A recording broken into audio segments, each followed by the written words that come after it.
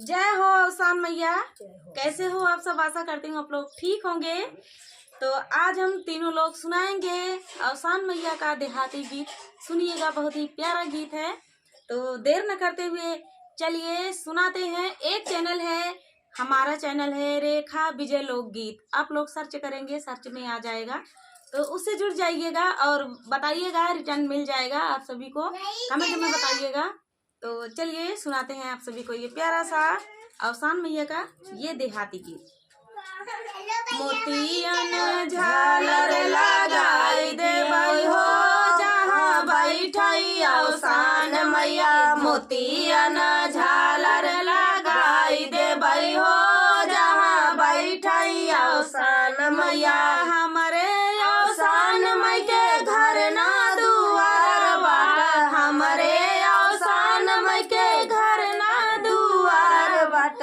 ऊंचे पर्वत पे बसेरवा हो जहाँ बैठई अवसान मैया। ऊंचे पर्वत पे बसेरवा हो जहाँ बैठई अवसान मैया। मोतियन झालर लगाई देवई हो जहाँ बैठई अवसान मैया। मोतियन झालर लगाई देवई हो जहाँ बैठई अवसान मैया। हमरे अवसान मई के बिटिया ना बेटावा, हमरे अवसान मई के बिटिया ना बेटावा।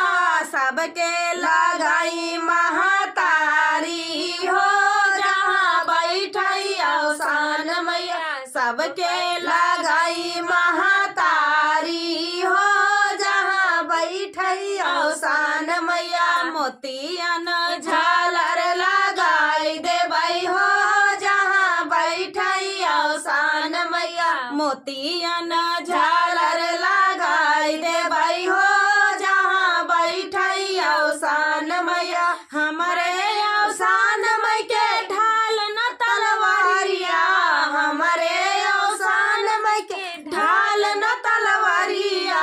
शत्रु बधन कई डारई हो जहाँ बैठई अवसान मैया। शत्रु बधन कई डारई हो जहाँ बैठई अवसान मैया। मोतियन झालर लगाई देवई हो जहाँ बैठई अवसान मैया। मोतियन झालर लगाई देवई हो जहाँ बैठई अवसान मैया।